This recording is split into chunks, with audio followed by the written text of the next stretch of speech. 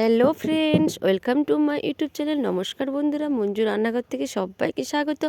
বন্ধুরা, আজকে আমি আপনাদের কাছে আবার একটি ভিডিও নিয়ে হাজির হয়েছি। আজকে 1 জানুয়ারি।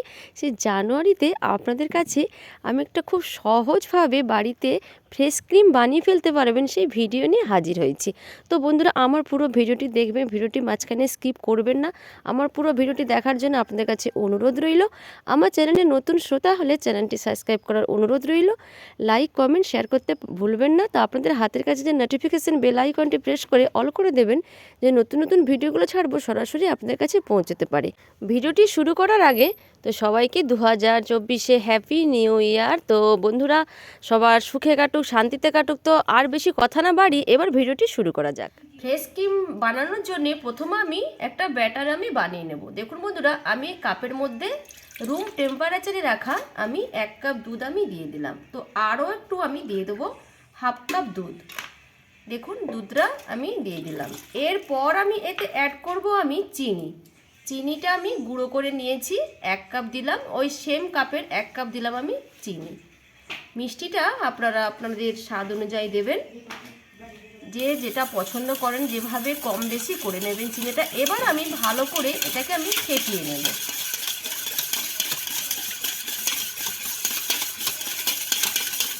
গলে গেছে। এবার আমি ওই সেম কাপের 1 কাপ আমি দিয়ে দেবো, মানে পুরো ফুল 1 কাপ নয়, একটু কম আছে। এবার আমি দিয়ে দিলাম ময়দাটাকে আমি ভালো করে এর মধ্যে আমি মিশিয়ে নেব, যাতে কোনোভাবে না এর একটু না দলা দলা ভাব না থেকে যায়।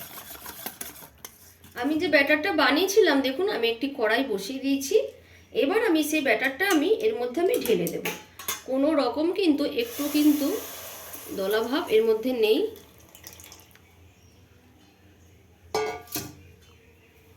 এবার আমি অনবরত এটা আবার নাড়তে থাকবো। দেখুন বন্ধুরা, ক্রিমটা ঠিক, ঘনত্বটা ঠিক এইভাবে রাখতে হবে। এবার আমি বাটিতে ঢেলে নেব। দেখুন বন্ধুরা, দেখুন জলটা কিন্তু টেনে দিয়েছে, এবার কিন্তু হয়ে আসছে। এবার আমি এটাকে উঠিয়ে নেব। দেখুন হয়ে গেছে। এবার আমি একটি বাটির মধ্যে এটাকে আমি উঠিয়ে নেব।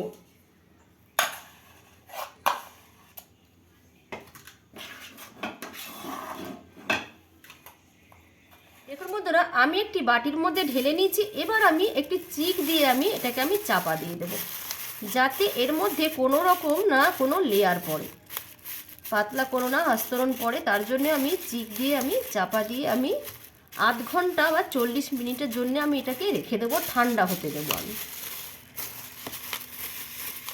দেখুন বন্ধুরা, ক্রিমটা ঠান্ডা হয়ে গেছে। আমি 35 মিনিট এটাকে ঢাকা দিয়ে রেখে দিয়েছিলাম। ক্রিমটা ঠান্ডা হয়ে গেছে, এর মধ্যে দেখুন কোনো লেয়ার পড়েনি।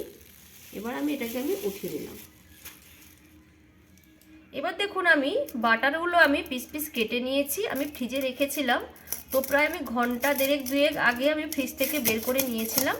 নিয়ে দেখুন, একবার একেবারে গলেও যায়নি, আবার একেবারে শক্তও নয়। এটাকে আমি এবার ভালো করে এবার এটাকে ফেটে নেব।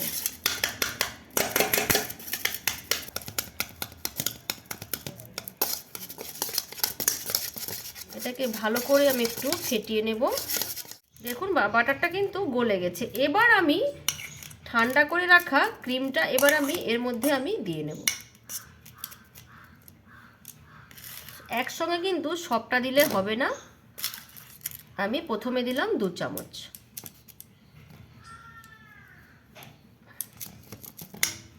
এবার আমি ভালো করে ফেটিয়ে নেব। এই যত কিন্তু বিট করবেন তত কিন্তু ক্রিমটা কিন্তু সফট হবে।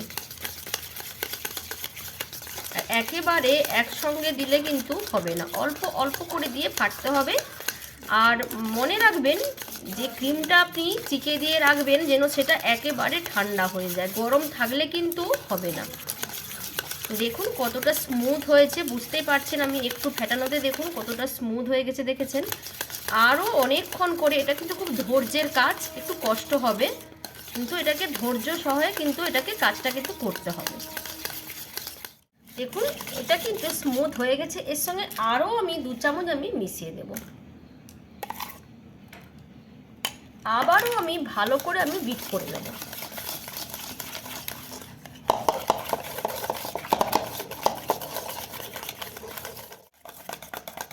দেখুন বন্ধুরা, দেখেই আপনারা বুঝতে পারছেন যে ক্রিমটা কতটা স্মুথ হয়েছে, একেবারে ক্রিমটা রেডি।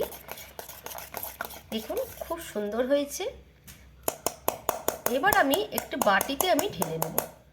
দেখুন বন্ধুরা, আমি একটি বাটি নিয়ে নিচ্ছি। তো আমি একটি গ্লাসের মধ্যে দিয়ে ক্রিমটাকে একটি তেলের পাত্রের তেলের যে চিক হয় তার মধ্যে দিয়ে ভরে নিয়েছি।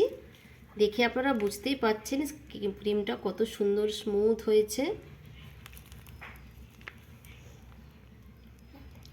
আপনারা দেখেই বুঝতে পাচ্ছেন ক্রিমটা কতটা স্মুথ হয়েছে, কতটা সুন্দর হয়েছে। এভাবে যদি বাড়িতে ক্রিম খেতে ইচ্ছে করে ঝটপট করে বাড়িতে বানিয়ে ফেলতে পারবেন কেকের উপরে সাজানোর জন্য। তো বন্ধুরা, আবার আমি আপনাদের কাছে নতুন ভিডিও নিয়ে হাজির হব।